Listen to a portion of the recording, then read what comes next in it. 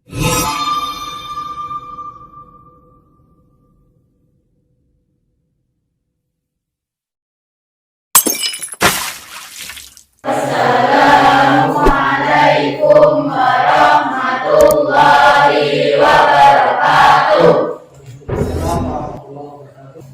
Baik, anak-anak, selamat siang. Ya.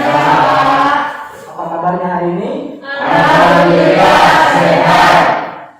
Baik. Kemudian, apakah kalian siap untuk menerima materi pada siang hari ini? Siap. Sehat ya. Oke. Sebelum kita melanjutkan pada materi, Bapak ingin mengecek dulu kehadiran kalian. Ada yang tidak hadir? Lengkap kayaknya ya. Oke. Kalau lengkap, silakan untuk satu orang memimpin doa. Silakan. Ayo. Mari kita berdoa. Bismillahirrahmanirrahim. Alhamdulillahirabbil alamin. Arrahmanirrahim. Maliki yaumiddin. Iyyaka na'budu wa iyyaka nasta'in. Ihdinas siratal mustaqim. Siratal ladzina an'amta 'alaihim ghairil maghdubi 'alaihim waladdallin. Amin.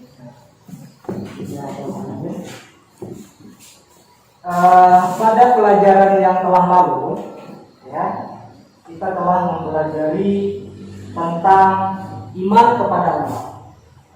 Nah, kira-kira apakah kalian masih ingat tentang pelajaran iman kepada Allah melalui Asmaul Husna? Ya. Apa arti iman? Kemudian ini ada lagi gambar, Bapak akan tayangkan. Nah, ini apa nih? Biasa ada di sekolah kita ini. Gambar tentang Kantin kejujuran, Pak. kantin kejujuran. Nah, kalau kantin kejujuran itu seperti apa? Belanjanya harus jujur gitu ya. Nah, itu. Baik. Nah, ini ada gambar. Biasanya ada filmnya. Nah, ini gambar apa? Tentang apa ini? Boneka kayu hidung panjang. Boneka kayu hidung panjang ya.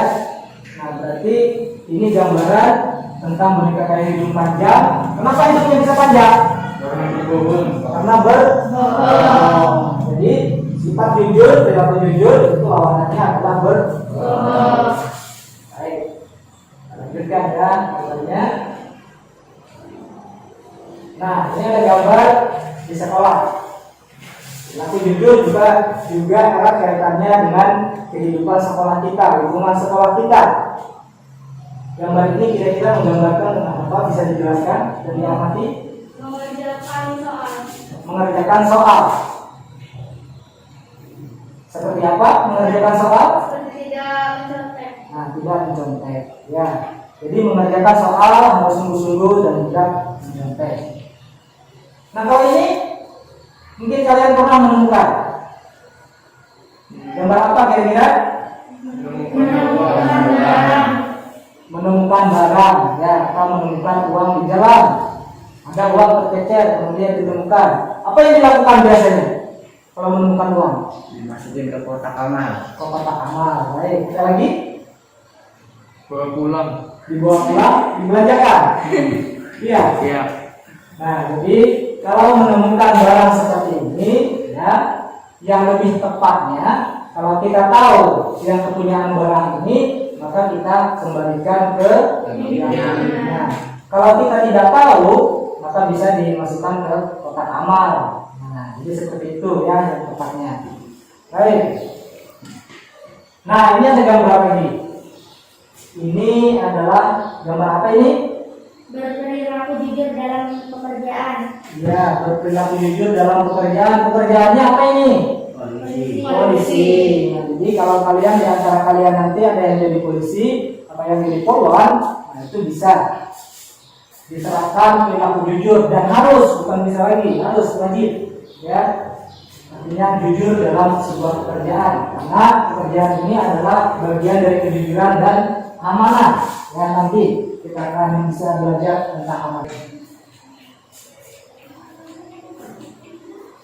Nah, dari pengertian tadi mungkin kalian sudah mempunyai gambaran tentang perilaku jujur, sudah bisa mengambil kesimpulan tentang perilaku jujur. Ya, perilaku jujur ini ada akibatnya loh kalau tidak dijalankan. Nah, mau tahu akibatnya? Mau ya? Coba lihat akibatnya apa kira-kira. 1, 2, 3. Nah, itu akibatnya kalau tidak jujur. Pemimpin tidak jujur sering terjadi di berita-berita. Masuk apa itu? Masuk penjara. Lagi, selain pemimpin tidak jujur, bekerja tidak jujur, dia korupsi. Akhirnya akibatnya seperti itu. Ya, ini akibat tidak jujur. Salah satunya, ya, ini salah satunya. Biasanya banyak akibat-akibat yang lain. Ayo kita lanjutkan ya.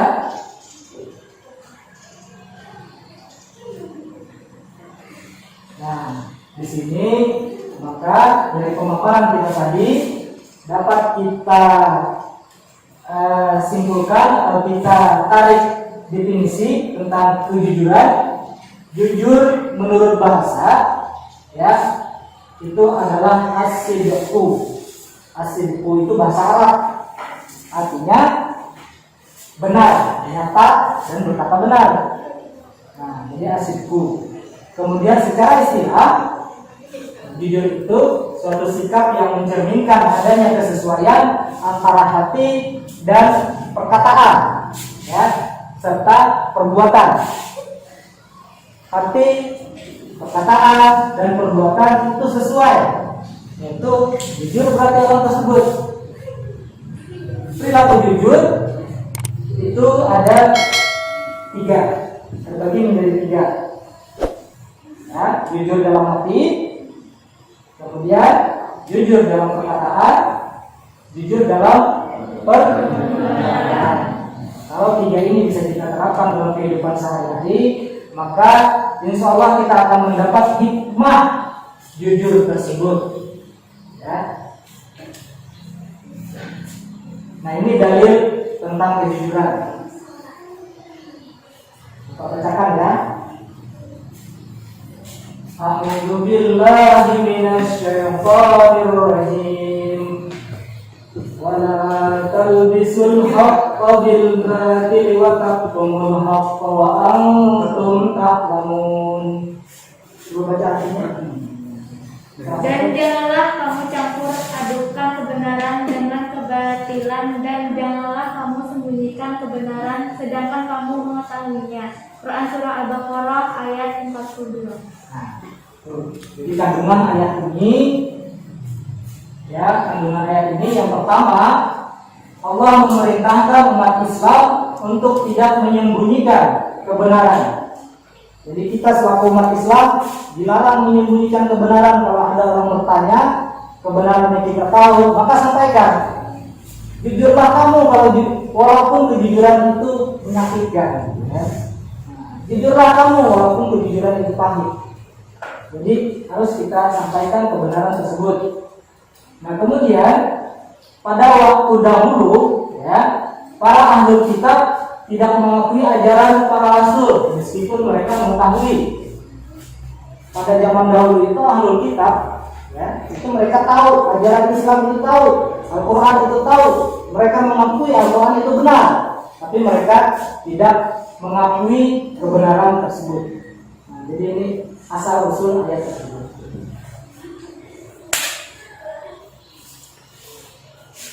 Nah, dari pembahasan tadi, maka penerapannya dalam kehidupan sehari-hari seperti apa? Yang pertama, bicara apa adanya, tidak berdusta serta tidak ditutup-tutupi. Jadi kalau orang jujur harus berbicara apa adanya, tidak ditutup-tutupi. Tidak menyebarkan berita yang belum terbukti kebenarannya. Nah, jadi tidak menyebarkan berita. Kalau berita itu bohong, jangan disebarkan. Apalagi beritanya tidak ada bukti bahwa itu benar. Kemudian menjaga kepercayaan yang diberikan dengan sungguh-sungguh. Nah, jadi kalau kalian dipercaya, siapa tahu nantinya menjadi seorang pemimpin, menjadi ketua kelas, ya, menjadi karyawan kantor, bahkan menjadi guru. Nah, jadi kalau sudah dipercaya maka jaga sungguh-sungguh kepercayaan tersebut. Kemudian segera menepati janji yang dibuat. Nah, ini sering nih, kalau kita berjanji harus ditepati ya. Itu salah satu ciri orang jujur. Mengerjakan soal ulangan sesuai dengan kemampuan. Nah, jadi kerjakan soal ulangan. Jadi sesuai kemampuan kalian. Jangan sampai merasa tidak mampu, kemudian melakukan segala cara, menghafalkan jalan segala cara, gitu ya, mencontoh dan sebagainya, misalkan ini jangan sampai dilakukan, karena itu bagian dari ketidakjujuran. Kemudian memperbaiki hasil nilai ulangan, memberikan hasil nilai ulangan pada orang tua dengan apa adanya. Apalagi saat ini kita pembelajaran sering menggunakan online atau dari tugas-tugas diberikan oleh guru. Nah, lalu tunjukkan saja kepada orang tua kita, ini loh tugas kita, ini Pak, Bu, nilainya dari Bapak Ibu guru. Jadi tunjukkan apa adanya. Nanti buat-buat yang asalnya dapat nilai 100, kemudian dibikin, asalnya dapat nilai 50, dibikin nilainya 100, gitu kan. Itu jangan sampai seperti itu. Baik, nah ini hikmahnya, hikmah kejujuran. Jujur akan membawa ke surga, kemudian mendapat kepercayaan orang lain, memiliki banyak teman karena dia berlaku jujur, ya. Kemudian mendapatkan ketenangan hidup dan tentram jiwanya karena tidak ada beban. Biasanya orang jujur itu tidak ada beban, ya. Plong ya. Kemudian menjaga nama baik diri sendiri dan keluarga serta masyarakat. Kalau dia seorang pemimpin, dia akan menjaga diri pribadinya, ya, citra diri pribadinya, kemudian keluarganya akan terangkat karena dia adalah pemimpin yang jujur atau ketua kelas yang jujur. Kemudian di masyarakat juga dia dicatat dan dianggap orang di lingkungannya dia adalah anak atau orang yang jujur. Jadi itu.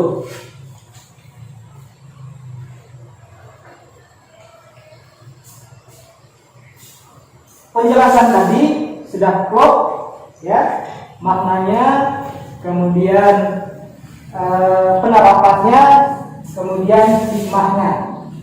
Nah, sebelum kita mengakhiri pelajaran ini, Bapak akan memberikan kalian tugas. Tugas ini dikerjakan secara berkelompok, ya. Nanti kalian identifikasi tugasnya masih mengamati gambar. Ya, nanti gambar Bapak akan tampilkan gambarnya dan kemudian kalian amati, bisa kalian identifikasi dan jelaskan gambar tersebut. Ini akan Bapak bagi 3 kelompok, ya, kelompok 1, kelompok 2, dan kelompok 3, ya.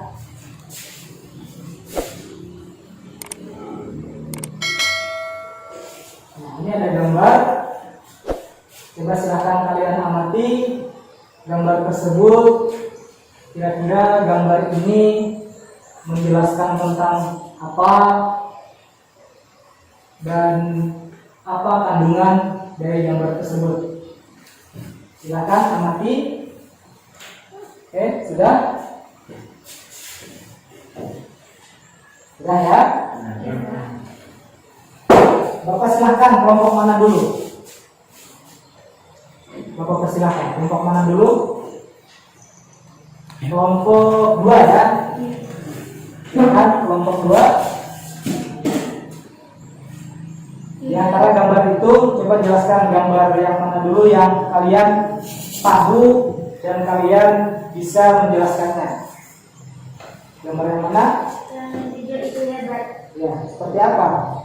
Jujur itu hebat karena disayang Allah dan mengangkat martabat diri sendiri dan keluarga. Ya, bagus. Jadi jujur itu hebat. Orang hebat itu harus jujur, ya. Karena bisa mengangkat martabat keluarga dan diri sendiri dan juga disayang Allah. Kemudian ada lagi yang bisa dijelaskan gambar ini? Ya, silakan kelompok 1. Tidak perlu takut jujur, karena jujur merupakan alat terpuji dan membuat kita mempunyai banyak teman. Oke, jadi jangan takut untuk jujur. Kenapa? Karena jujur itu alat terpuji, ya, alat mahmudah dalam bahasa Arabnya. Jadi alat terpuji. Kemudian mempunyai banyak teman, karena teman percaya kepada kita kalau kita itu orang yang jujur. Satu lagi gambar yang belum terjawab. Silakan, ini mau tidak mau kelompok 3. Silakan kelompok 3. Jujur itu menyenangkan karena dulu kita tenang, tidak ada beban, dan dapat dipercaya orang lain. Iya. Sudah bagus jawabannya masing-masing ya. Nah, jadi kalian sudah paham dan mengerti tentang perilaku jujur. Baik.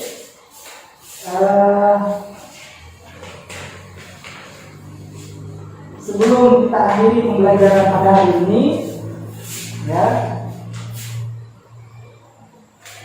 nanti di rumah coba kalian lihat buku paketnya, coba kalian buat rangkuman atau resumen, ya, tentang perilaku jujur. Nah, bikin di rumah, nanti akan kita kumpulkan pada minggu depan. Baik, sebelum kita tutup, ada pertanyaan kira-kira? Tidak ada. Berarti paham semua ya tentang jujur. Mudah-mudahan materi ini bisa diterapkan dalam kehidupan sehari-hari dan materi ini bisa dipahami dan ditenangkan dalam hati dan perbuatan. Ya, baik. Bapak akhiri untuk pembelajaran pada hari ini dengan mengucap Alhamdulillah. Amin. Wassalamualaikum warahmatullahi wabarakatuh.